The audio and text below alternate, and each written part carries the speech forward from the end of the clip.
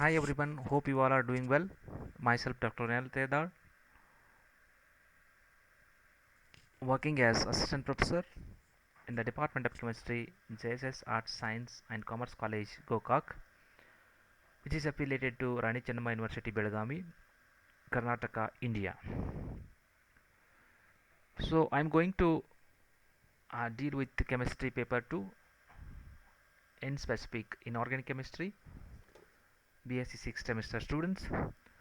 So in that inorganic chemistry, unit number 2, I'm going to deal with soil analysis today.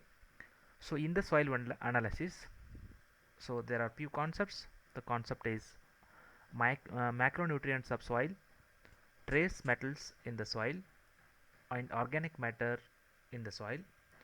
So there are some determinations in the soil. So that is determination of pH of the soil, determination of nitrogen by alkali permanganate method, and the determination of phosphorus by Bryce and Olsen method present in the soil. So these are the few concepts in the soil science according to your syllabus. So before going for the start of the actual syllabus, so let us look some general views on soils. The term soil was derived from Latin word solum, which means floor. So some views on the soil are: for a layman, soil is a dirt or debris. For an agriculturist, soil is an habitat for plant growth or to grow crops. For a mining engineer, soil is a debris covering with rocks. You can see in the figure. See, so these are the debris covering with the rocks. For a civil engineer, soil is a material on which roadbed or house bed is formed. For house owner or the homeowner, soil is a hard material. So the general definition of the soil is: soil generally refers to the loose surface of the earth. You can see in this figure, it is a loose surface of the earth as identified from the original rocks and minerals from which it is derived through weathering process. So these loose surface of the earth is identified from the original rocks and minerals from which it is derived through a weathering process. Soil is not only served for agriculture and forestry but also for filtering, buffering and transformation activities between the atmosphere and the groundwater, which in turn protecting the food chain and the drinking water against pollution and biodiversity. So soil health is directly or indirectly impacts on the human health. So see how it is going to impact. Soil impacts on the ecosystem services. Of course we have a lot of ecosystem services, so which in turn impact on environmental health, and then which in turn impact on a human environment interaction. So this impacts on human health. So towards the agriculture side, soil health impacts on agriculture, and then to the plant and animal health. So this impacts the nutrition values of the agricultural products. So this is of course impacts on human health. If soil health sounds good and the human health is also sounds good, so this is directly proportional. So as soil provides nutrients, water, air and anchorage, and which in turn supports life on earth, it can be called as soul of infinite life. That is what is called soil. So in the soil science or the soil chemistry, we have two approaches of the soil study.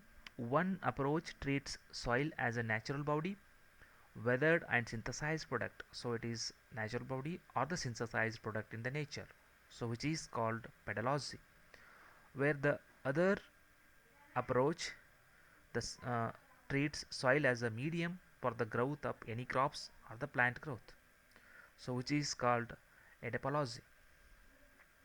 Pedology is a discipline within the soil science which focuses on understanding and characterizing soil formation, soil evolution, and the theoretical frameworks through which we understand soil bodies, often in the context of natural environment. Edapology is concerned with the influence of soils on the living things, particularly plants. So edapology is mainly important for the influence of soil on the plants growth or the growth of the crops.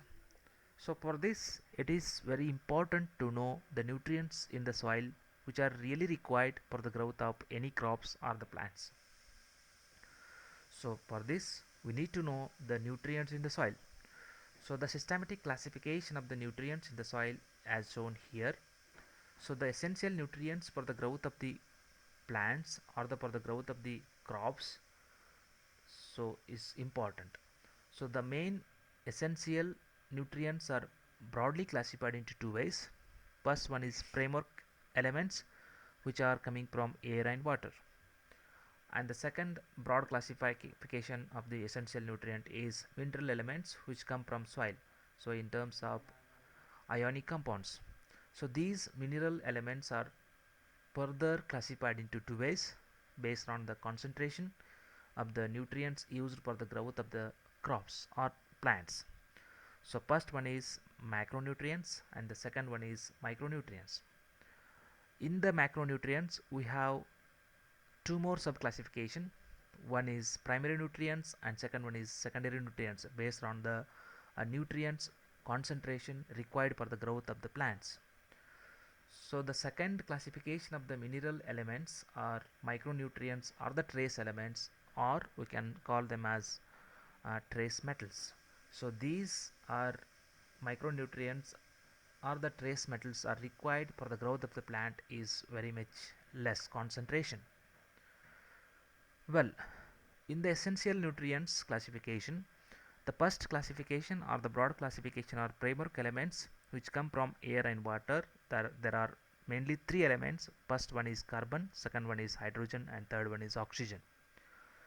So in the second broad classification we have macronutrients and the micronutrients.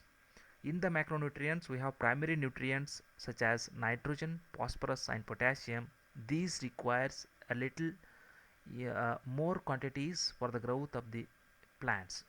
Secondary nutrients are calcium, magnesium and sulfur. The concentration of the growth of the plants and these elements are required less concentration than the primary nutrients. So as compared to macronutrients, micronutrients are required little less quantity as compared to macronutrients. So these micronutrients are the trace metals are zinc, copper, manganese, iron, boron, molybdenum, chloride, chlorine and nickel. So these are the micronutrients are the trace metals. So this is very important to know that the importance of these each and every element for the growth of the plants or the crops. So we will discuss in detail about the importance of these elements or the mineral elements in the soil which are required for the growth of the plants. So we will also see the deficiency diseases of the diseases of these micronutrients. So we'll see that also in the next video. So this is all about the classifications of the nutrients in the soil. So we will discuss more on the nutrients in the soil. So further we will discuss the determination processes. So okay, thank you, bye.